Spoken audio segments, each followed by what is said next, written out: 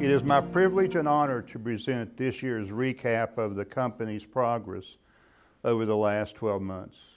As always, my goal is to provide insight into several of the company's financial metrics, year highlights, and then conclude with an opportunity for you to ask any questions you might have. While my comments will be brief relative to the year's accomplishments and financial performance, I'm confident that as you review the annual report package, you gain further insight to not only who we are as a company, but the continued good performance and strength of your company. This year's report, while reflecting on 2024's performance, sets the stage for 2025 and the milestone we will be celebrating this year, 100 years. But more on that later. We would not, however, be here today celebrating our success without staying true to our vision, mission, and core values. As I've stated before, the vision statement sets our path and our mission describes how we accomplish that vision. Both statements have been tweaked over the years to more clearly articulate our desired goal. However, several years ago, our core values underwent right sizing. This change reduced the number from 8 to 4, and while the number was reduced, the total value structure wasn't changed. Rather, simplifying who we are as a company, what we expect from each team member, and what others can expect from us. Today, these values are paramount to our relevance and success. They are utmost integrity, which is the heart of the financial industry, customer-driven, team member-focused, and community-centered. Before I begin review of 2024, I would like to take a minute to recognize and thank a special person that helped chart PCB's course over the past 30 years, Roger Champ. Roger elected to retire from the board of directors in 2024 and to move to the position of director emeritus. I truly appreciate Roger's dedication to the shareholders over the years and the way he supported me as we evolved from a two-office company with limited technology to an organization that now spans 2 states, 14 offices, and technology that can and competes with the best. As you reviewed this year's report, I hope you found the company's historical timeline interesting and informative.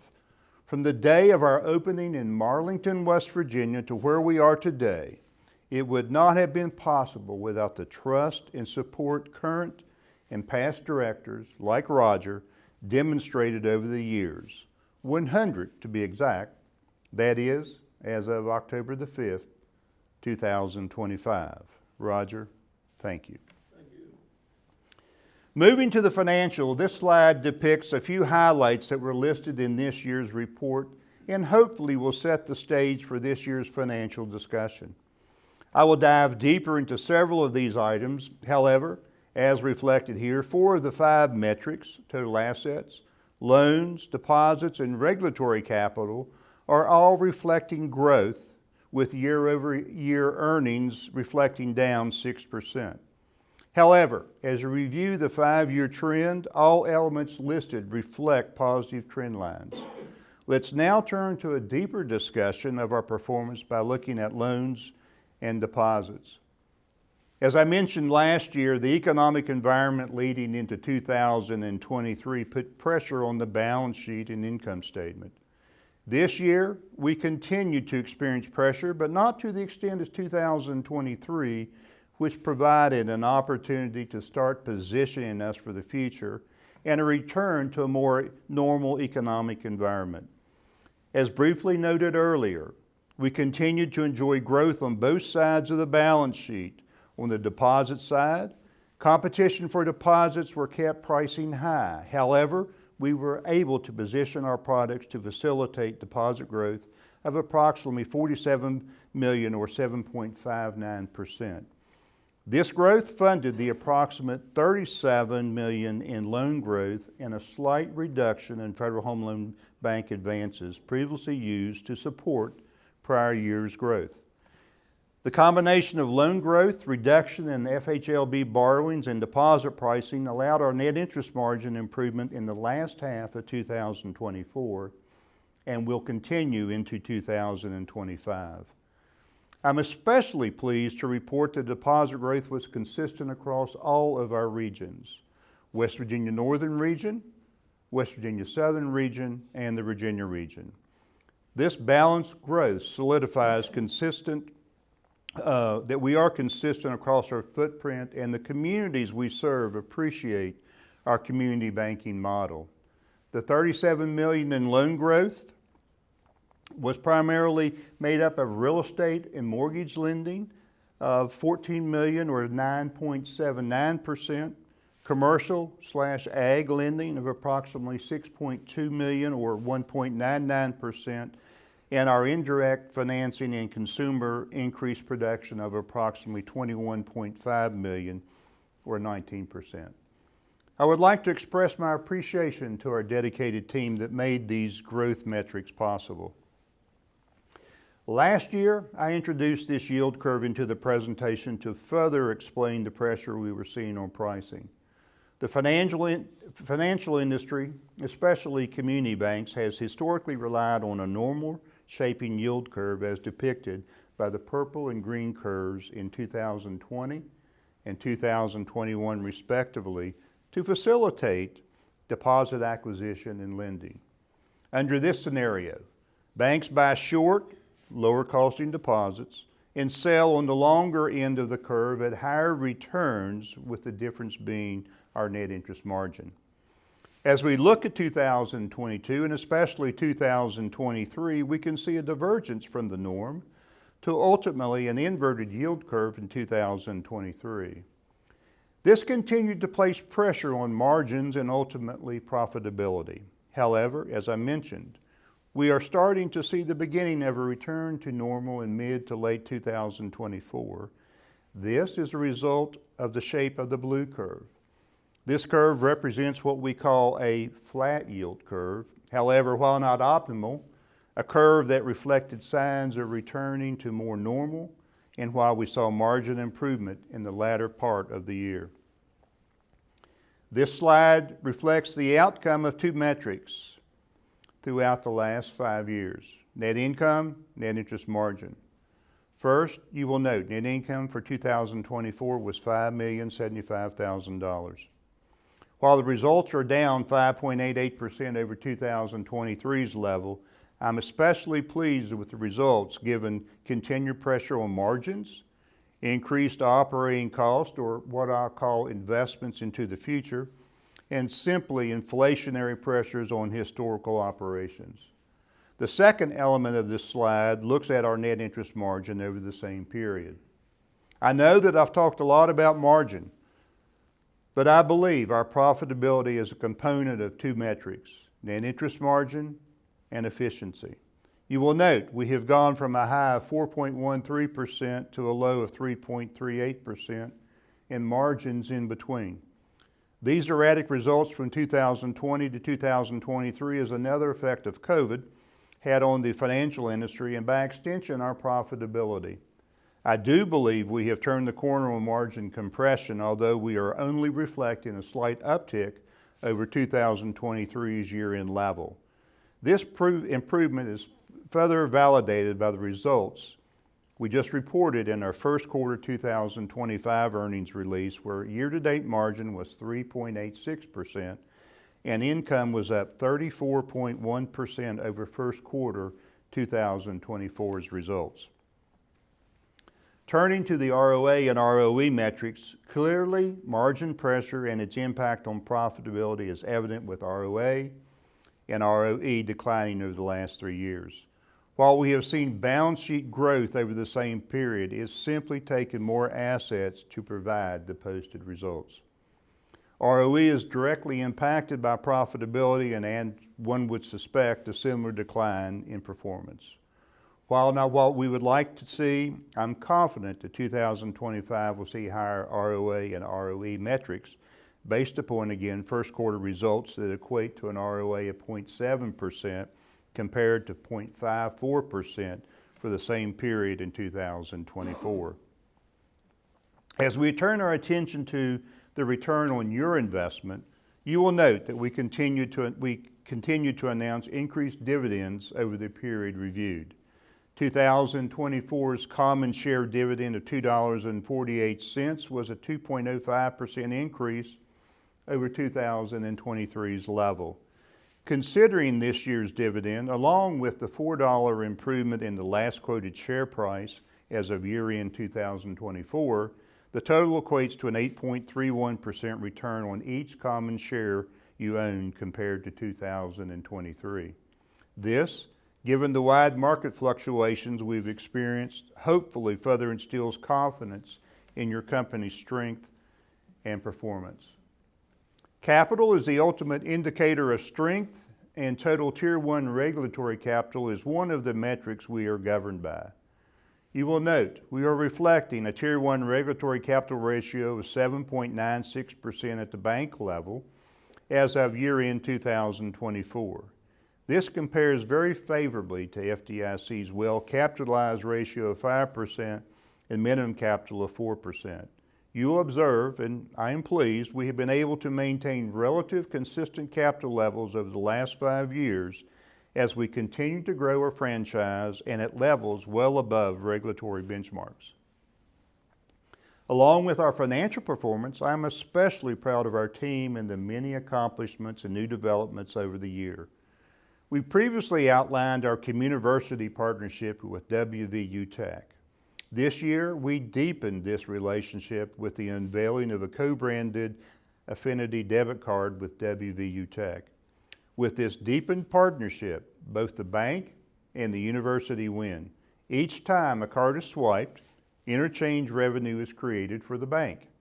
We in turn donate 10% of the net revenue back to the university's William Bill Benn Foundation. These proceeds are then allocated by the university to the students that need financial assistance in their college journey.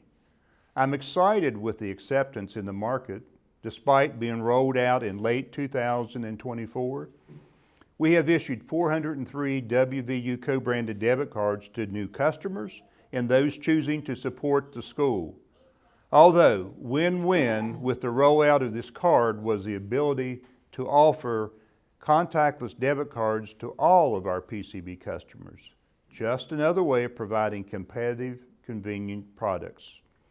We also added another office to PCB's footprint in 2024 as we converted the loan production office in North Stanton to a full-service facility. We are confident this office will complement our office on the south side of town and provide greater access to our brand of banking in that market. Along those same lines, we recently received regulatory approval to open our 15th office. We hope to open our 15th office in Summersville, West Virginia, the fourth quarter of 2025. I mentioned our core values. One of the 4 values is community-centered, and this slide says it all. Since our humble beginnings in 1925, we have always believed in giving back and making a difference. This year was no exception with the contributed dollar and contributed time. In 2024, we supported over 200 events and helped some 300 organizations through our financial contributions of approximately $210,000. I'm especially proud of our team members who unselfishly invested 5,464 volunteer hours into their communities, truly living out who we are as a company and doing what community bankers do. I've made the mention of our team throughout this presentation. Truly, our success is dependent upon our team and how they interact with their customers and live out core values. One way we recognize those that stand out at a particular point in time is selecting an all-in Team Member of the Month. With this designation, the team member is recognized based upon one of our values, and PCB contributes to a nonprofit on their behalf. Then, each one is considered for All-In Team Member of the Year. This year, Katie Jackson was awarded this designation. Congratulations, Katie. I would like to recognize the hard work of each team member listed on this slide, as well as the remaining team members who helped to create our success. Thank you. We continue to see success in local and statewide honors during 2024 as well. Just like deposit growth was consistent across our footprint, so were the accolades. In every contest, we were either finalist, honorable mention, or best. You can say or think you're the best, but when your communities tell you you are, that's special and solidifies we are accomplishing our goal, living out our core values. To wrap up 2024's review, hopefully this slide gives you further insight to our performance and continued improvement. From an earnings per share increase of 66 cents or 12.02% to last reported market price improvement of $10 per share or 13.89% over the last 4 years, I trust you walk away confident in the strength and stability of your company. I'm especially proud of what we've been able to accomplish over the years and look forward to what is in store for the future. We are well positioned for the future in terms of balance sheet composition, capital, and talent. We will continue to evaluate our organization going forward to determine what changes are prudent to provide oversight of the organization, such as the addition of the executive management team we enacted in 2024 and the separation of the CEO and president role at the bank level.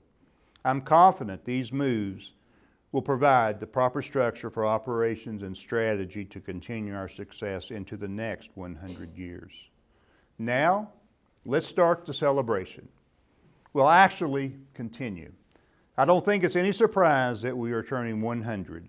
To celebrate this significant feat, we have planned many parties in each of our markets as reflected on this slide.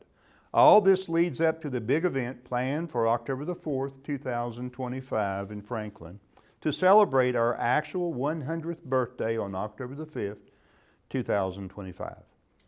This community and customer-centered event is to thank everyone for their support over the years and allow them to join in on celebrating our success. Not many businesses weather the storms and challenges to make it 100 years. We are blessed to have been able to do so. Truly, the dedication of those that came before me paved the way for this year to be possible. From our humble beginnings in 1925, when Judge Sharp had the helm and moved the organization to Franklin in 1937, to the 3 other presidents and cashier, that being D.C. Harper, Richard Homan, and Harry L. Byers respectively, to today, we clearly have seen substantial change and growth. Much to be proud of and celebrate. I'm confident that the forefathers mentioned and the many directors, past and present, paved a way for today and positioned us well for the future. I encourage you to stop by your local office celebration and look forward to seeing you in Franklin on October the 4th. In closing, I cannot thank you, our shareholders, enough for your continued support and trust. Without everyone's support, we would not be where we are here today. And with that, I'll be happy to answer any questions if there are from the audience or those virtually. Keep up the good work. Thank you. Hearing no questions, I will entertain a motion for adjournment. I move that the meeting be adjourned. Is there a second? Second. Any further discussion? All those say aye. Opposed? Thank you so much. I certainly appreciate your continued support and hope you have a great rest of the day. Thank you.